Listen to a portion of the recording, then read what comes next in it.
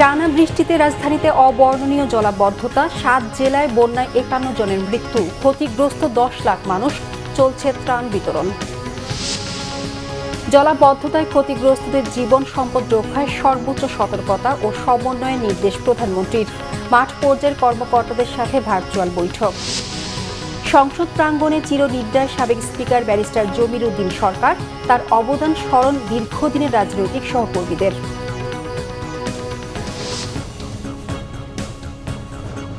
দেখছিলেন সংবাদ শিরোনাম। রাজধানীতে শনিবার মধ্যরাত থেকে টানা ভারী বৃষ্টিতে নগর জীবন কার্যত স্থবির হয়ে পড়েছে। সড়ক জুড়ে জলাবদ্ধতা, তীব্র যানজট এবং ভোগান্তিতে পড়েছেন কর্মজীবী মানুষ, শিক্ষার্থী ও সাধারণ পথচারীরা। কোথাও কোথাও বাসা বাড়ি ও দোকানে ঢুকে পড়েছে বৃষ্টির পানি। ঢাকা, রংপুর, দিনাজপুর ও চট্টগ্রামে ভারী থেকে অতি ভারী বৃষ্টিপাতের সতর্কতা জারি করেছে আবহাওয়া অধিদপ্তর। ইসমাইল হোসেন পলাশের ক্যামেরায় উমর ফারুকের রিপোর্ট। রবিবার সকাল থেকেই থেমে থেমে কখনো আবার মুষলধারে বৃষ্টি, আর এই বৃষ্টিতেই নগরের বিভিন্ন সড়কে সৃষ্টি হয়েছে জলাবদ্ধতা। হাঁটু থেকে কোমর সমান পানিতে চলাচল করতে গিয়ে চরম দুর্ভোগে পড়ে সাধারণ মানুষ। যানবাহনের ধীরগতির কারণে দীর্ঘ যানজট তৈরি হয়েছে গুরুত্বপূর্ণ সড়কগুলোতে। সময় মতো গন্তব্যে পৌঁছাতে পারেনি অফিসগামী শিক্ষার্থী ও জরুরি কাজে বের হওয়া মানুষ। 1 ঘন্টা অপেক্ষা করার পরে একটা রিক্সা পেয়েছি, চলাচলে চরম বিঘ্ন ঘটছে। যে জায়গায় যাব সে জায়গায় পানি, আমাদের গাড়ি সাইলেন্সার ডুবে গেলে পানি নষ্ট হয়ে যেতে পারে। প্রায় মাজার উপর পর্যন্ত পানি আছে, মানে গাড়ি চালানোর মতো কোনো পরিস্থিতি নেই। স্থানীয়দের অভিযোগ, সামান্য বৃষ্টিতেই পানি জমে যাওয়া নগরের দুর্বল ড্রেনেজ ব্যবস্থারই চিত্র তুলে ধরছে। আমাদের এলাকার এমপি চট্টগ্রামে বন্যার মানুষদের সহায়তা করে, কিন্তু ওনার এলাকার লোকেরা ডুইবা মরতাছে, এটার কোনো ব্যবস্থা নেই। এভাবে থাকলে রাস্তাঘাটের উন্নতি যদি না হয়, ড্রেনেজ যদি উন্নতি না হয়, তাহলে তো দেশের মানুষের খুব চলাচলের সমস্যা। আমাদের গরিব মানুষের পরিশ্রম করব কিভাবে, খাবো কি? খালি ড্রেন কাটতেছে ঢাকা শহরে, কিন্তু কোনো পানি দেখি আরো উপর থেকে উঠতেছে, ড্রেন থেকে আরো উপরে উঠতেছে। আমাদের গলিতে অবস্থা তো পুরো খারাপ। রাজধানী ঢাকায় গত 24 ঘন্টায় 97 মিলিমিটার বৃষ্টি হয়েছে। আগামী 48 ঘন্টা পর্যন্ত ভারী বা অতি ভারী বৃষ্টিপাত অব্যাহত থাকবে বলে জানান আবহাওয়াবিদ হাফিজুর রহমান। 24 ঘন্টার জন্য আমরা রংপুর, রাজশাহী, ময়মনসিংহ, সিলেট, ঢাকা এবং চট্টগ্রাম বিভাগের কোথাও কোথাও ভারী থেকে অতি ভারী বর্ষণের সতর্কতা জারি করেছি, এবং এটা 48 ঘন্টা পর্যন্ত যদিও থাকবে, তবে বৃষ্টিপাত দেশের দক্ষিণাঞ্চলে তীব্রতাটা অনেকটা কমে আসবে, এবং 48 ঘন্টা পরে দেশের বিভিন্ন স্থানে কিন্তু বৃষ্টিপাত তীব্রতাটা কমে আসবে। তো বৃষ্টিপাত থাকবে কিন্তু, তো বর্ষাকাল, এবং ভারী বর্ষণ বা অতি ভারী বর্ষণ থাকবে না, কিন্তু হালকা থেকে মাঝারি ভারী বৃষ্টিপাত থাকবে। আমার পিছনে যে দৃশ্যটি দেখছেন সেটি কোনো নদী কিংবা খাল নয়, এটি রাজধানীর একটি ব্যস্ততম সড়ক। সকাল থেকে টানা বৃষ্টি এবং রাস্তা খোঁড়াখুড়ির ফলে সৃষ্টি হয়েছে জলাবদ্ধতা, ফলে ভোগান্তিতে পড়তে হচ্ছে সাধারণ মানুষের। সংশ্লিষ্টরা বলছেন, পানি নিষ্কাশন পদ্ধতি কার্যকর করা না গেলে ভোগান্তি বাড়বে। ওমর ফারুক, বাংলা ভিশন, ঢাকা। ভারী বর্ষণ ও পাহাড়ি ঢলে সৃষ্ট বন্যা ও পাহাড় ধসে চট্টগ্রাম, খাগড়াছড়ি সহ 7 জেলায় এখন পর্যন্ত মৃত্যু হয়েছে 51 জনের। ক্ষতিগ্রস্ত অন্তত 10 লাখ মানুষ। বিচ্ছিন্ন হয়ে পড়েছে বহু এলাকা। তবে কয়েক জেলায় পরিস্থিতির কিছুটা উন্নতি হয়েছে। পরিস্থিতির ভয়াবহতায় ক্ষতিগ্রস্তদের সহায়তায় মাঠে নেমেছে সেনাবাহিনী ও বিজিবি। মেরুং ব্রিজ থেকে পানি সরে যাওয়ায় শুরু হয়েছে খাগড়াছড়ির দীঘিনালা রাঙামাটি সড়কে যান চলাচল। প্রতিনিধিদের পাঠানো তথ্য ছবিতে আরও জানাচ্ছেন সিরাজু মনির শুভ। প্রবল বর্ষণ ও পাহাড়ি ঢলে চট্টগ্রামের বিভিন্ন উপজেলায় সৃষ্ট বন্যা পরিস্থিতির কিছুটা উন্নতি হয়েছে। গত 24 ঘন্টায় জেলা জুড়ে বৃষ্টির দাপটও কমেছে। পানি নামতে থাকায় স্বাভাবিক হতে শুরু করেছে জনজীবন।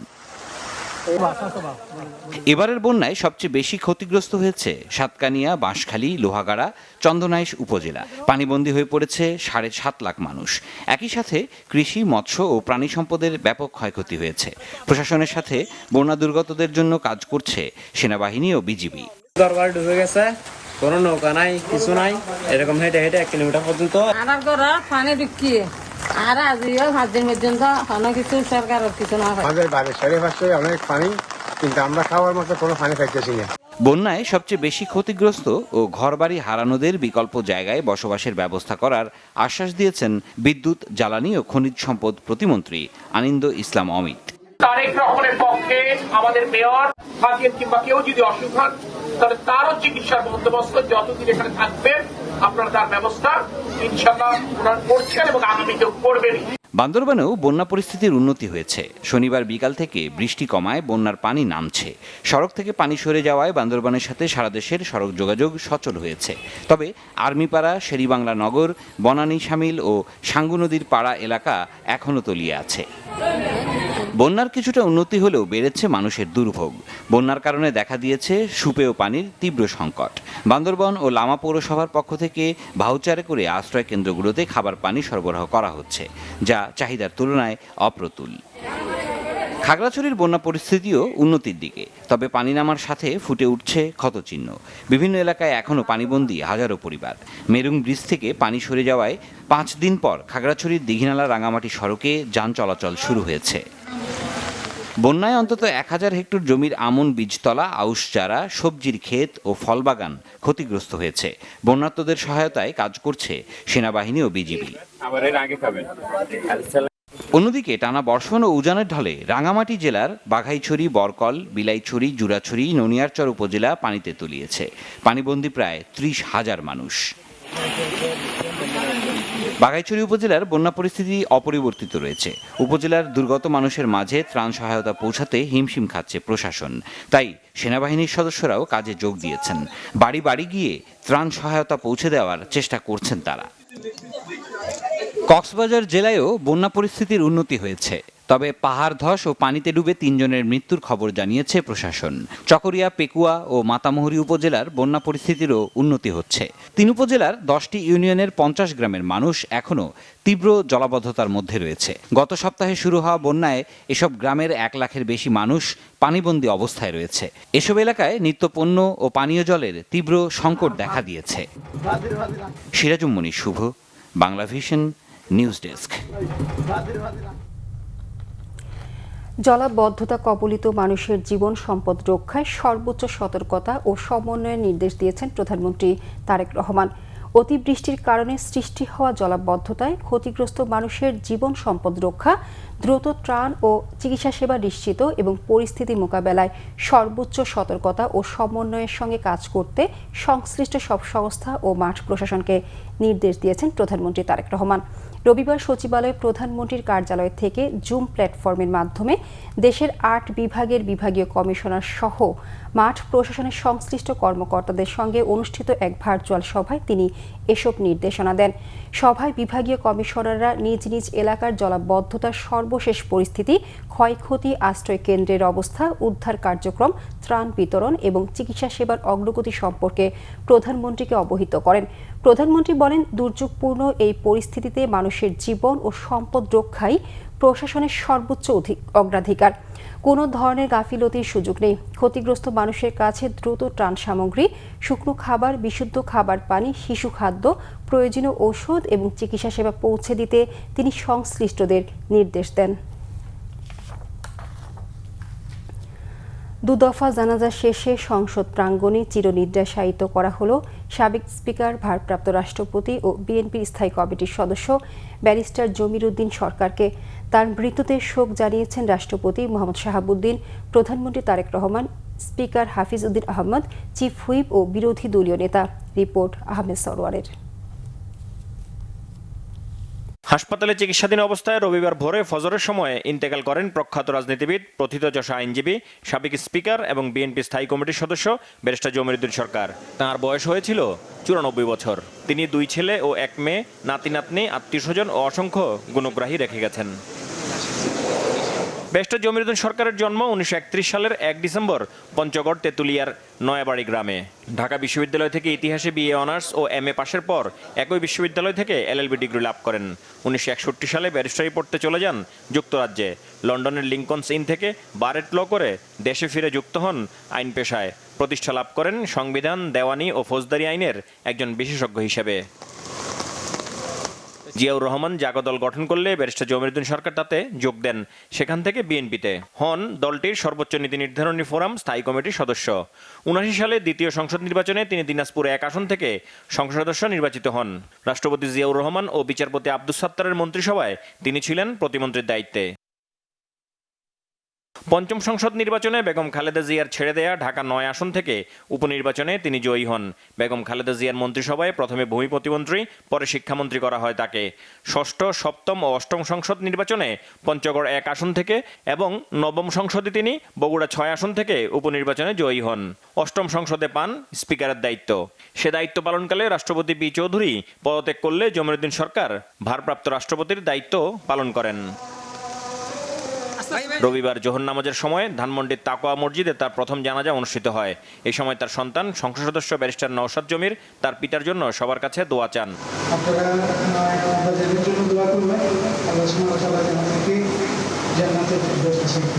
সংসদের দক্ষিণ প্লাজায় হবার কথা থাকলেও দুর্যোগপূর্ণ আবহাওয়ার কারণে সংসদ টানেলে বাদ আসর তার দ্বিতীয় জানাজা হয়।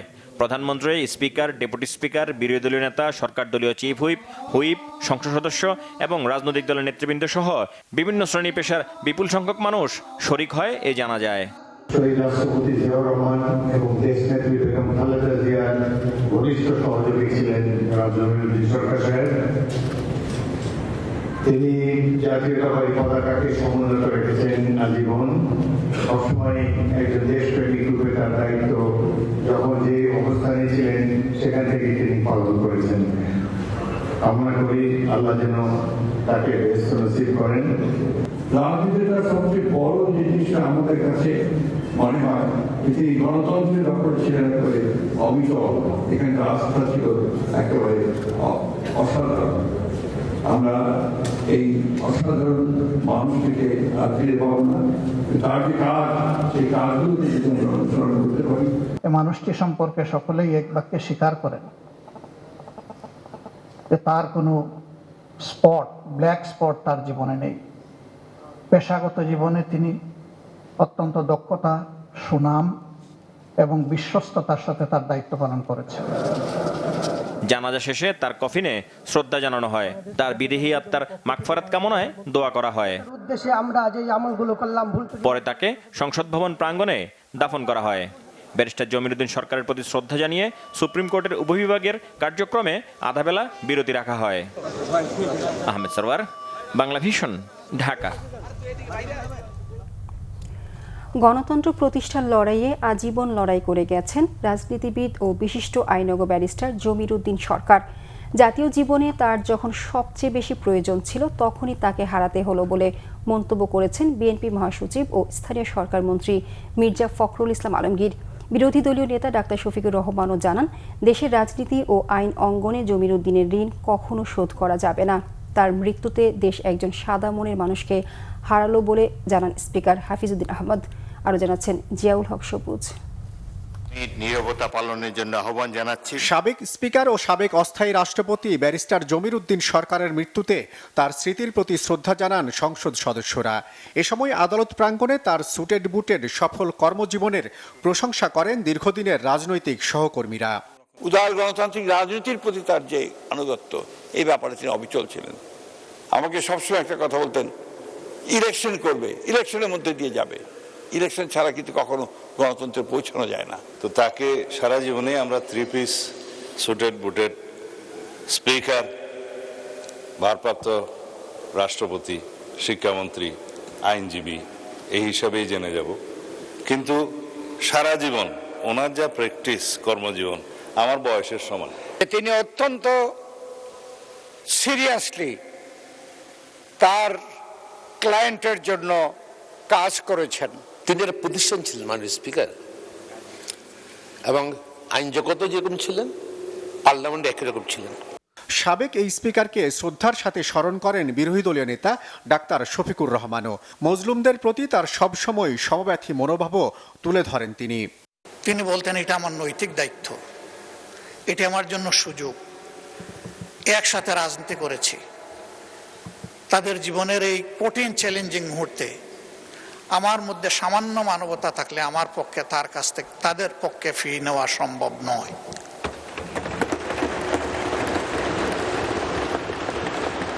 তার এই অবদান স্মরণ করে আমার চোখে পানি আসছে।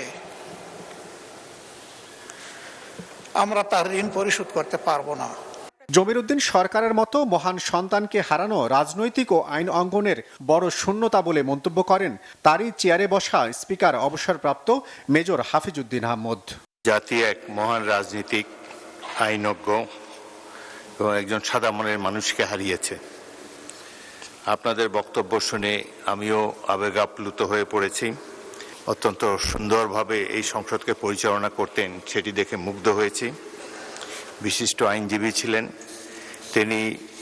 শহীদ রাষ্ট্রপতি জিয়াউর রহমানের এবং দেশনেত্রী বেগম খালেদা জিয়ার অত্যন্ত ঘনিষ্ঠ সহযোগী ছিলেন। পরে ব্যারিস্টার জমিরুদ্দিনের বিদেহী আত্মার মাগফিরাত কামনায় সংসদে বিশেষ মোনাজাত করা হয়। আল্লাহ, তুমি আমাদের যাকে উদ্দেশ্য করে আজকে হাত তুলেছি, আল্লাহ তাকে তুমি মাফ করে দাও। ব্যারিস্টার জমিরুদ্দিনের স্মৃতির প্রতি শ্রদ্ধা জানিয়ে বাকি কার্যক্রম স্থগিত রেখে সোমবার বিকেল ৩টা পর্যন্ত সংসদ মুলতবি করেন স্পিকার। মোহাম্মদ জমিরুদ্দিন সরকারের স্মৃতির প্রতি সম্মান জানিয়ে জিয়াউল হক সবুজ, বাংলা ভিশন, ঢাকা। কার্যক্রম স্থগিত। কোটা সংস্কার আন্দোলনের ইতিহাসে 2024 সালের 13 জুলাই ছিল একটি গুরুত্বপূর্ণ দিন। বড় ধরনের সংঘর্ষ না হলেও আন্দোলনের নতুন কৌশল বিস্তৃত হয় দেশের বিভিন্ন অঞ্চলে। রাজশাহীতে রেলপথ অবরোধ, ঢাকা বিশ্ববিদ্যালয় সমন্বয়কারীদের সংবাদ সম্মেলন, মামলা ও হয়রানির অভিযোগ এবং সব মিলিয়ে 13 জুলাই তৈরি হয় পরবর্তী কয়েকদিনের উত্তাল পরিস্থিতির ভিত্তি। বিস্তারিত জানাচ্ছেন ওমর ফারুক।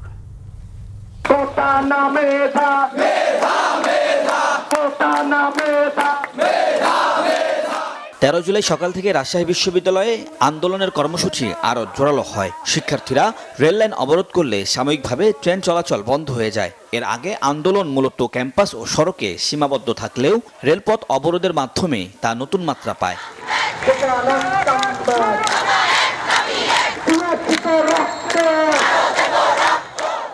এদিনের সবচেয়ে গুরুত্বপূর্ণ রাজনৈতিক বার্তা আসে সন্ধ্যায় ঢাকা বিশ্ববিদ্যালয় থেকে। বৈষম্য বিরোধী ছাত্র আন্দোলনের সমন্বয়কারীরা সংবাদ সম্মেলনে অভিযোগ করেন, আন্দোলন দমাতে শিক্ষার্থীদের বিরুদ্ধে মামলা দেওয়া হচ্ছে এবং নেতাকর্মীদের ভয়ভীতি দেখানো হচ্ছে। তারা স্পষ্ট ভাষায় বলেন, এসব পদক্ষেপে আন্দোলন থামবে না, বরং আরও সংগঠিতভাবে কর্মসূচি চালিয়ে যাওয়া হবে। আমরা ঢাকার যে শিক্ষা প্রতিষ্ঠানগুলো রয়েছে তারা আগামীকাল আমরা গণপদযাত্রায় অংশগ্রহণ করব। সংবাদ সম্মেলন থেকে আন্দোলনকে দেশব্যাপী ছড়িয়ে দেওয়ার ঘোষণাও আসে। সমন্বয়কারীরা জানান, শুধু ঢাকা নয়, দেশের বিভিন্ন বিশ্ববিদ্যালয় ও জেলায় একই দাবিতে আন্দোলন জোরদার করা হবে। ক্রমেই স্পষ্ট হতে থাকে কোটা সংস্কার আন্দোলন একটি জাতীয় আন্দোলনের রূপ নিচ্ছে।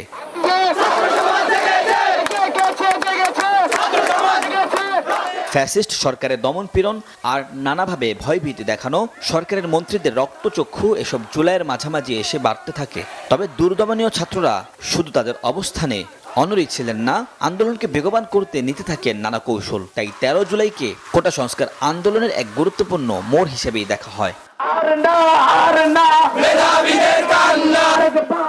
ওমর ফারুক, বাংলা ভিশন, ঢাকা।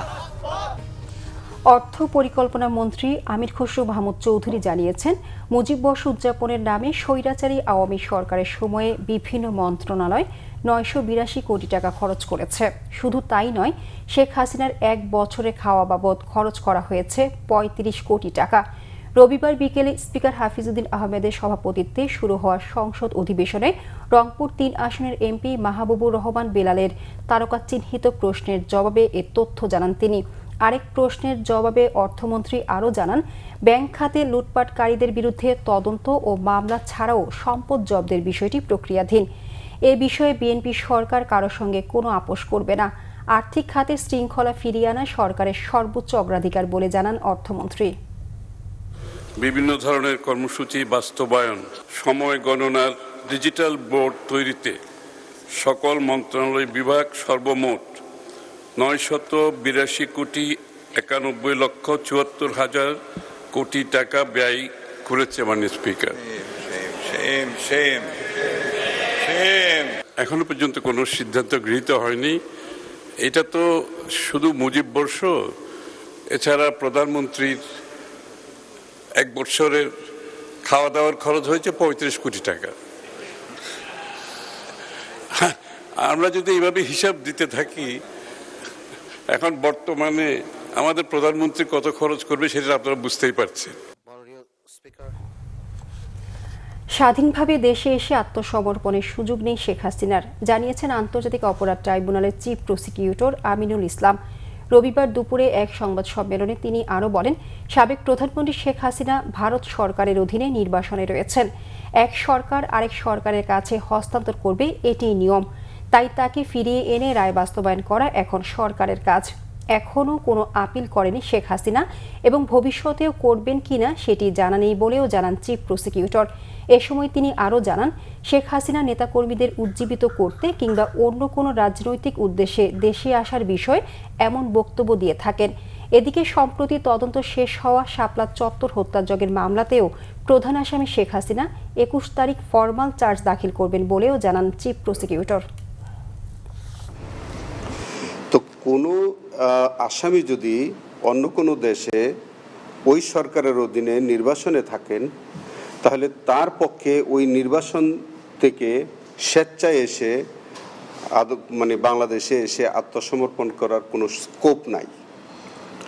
অর্থাৎ তাকে ওই দেশের সরকার বন্দি বিনিময় চুক্তির আওতায় বাংলাদেশ সরকারের কাছে হ্যান্ডওভার করবে, অথবা ওই ব্যক্তিকে ওই সরকার বা ইন্ডিয়ান সরকার তাকে পুশব্যাক করতে পারে। সংবাদ শেষ করব শিরোনামগুলো আরেকবার জানিয়ে। টানা বৃষ্টিতে রাজধানীতে অবর্ণনীয় জলাবদ্ধতা, 7 জেলায় বন্যায় 51 জনের মৃত্যু, ক্ষতিগ্রস্ত 10 লাখ মানুষ, চলছে ত্রাণ বিতরণ। জলাবদ্ধতায় ক্ষতিগ্রস্তদের জীবন সম্পদ রক্ষায় সর্বোচ্চ সতর্কতা ও সমন্বয়ের নির্দেশ প্রধানমন্ত্রীর। মাঠ পর্যায়ের কর্মকর্তাদের সাথে ভার্চুয়াল বৈঠক। সংসদ প্রাঙ্গণে চিরনিদ্রায় সাবেক স্পিকার ব্যারিস্টার জমির উদ্দিন সরকার, তার অবদান স্মরণ দীর্ঘদিনের রাজনৈতিক সহকর্মীদের। এই ছিল এখনকার মতো। পরের সংবাদ সকাল 7:30টায় দেখার আমন্ত্রণ রইল। এছাড়া বাংলাভিশন সংবাদ ও সংবাদ সংশ্লিষ্ট অনুষ্ঠান দেখতে ভিজিট করুন www.bvnews24.com ও facebook.com/banglavisionnews এবং সাবস্ক্রাইব করুন youtube.com/banglavisionnews। ধন্যবাদ সবাইকে।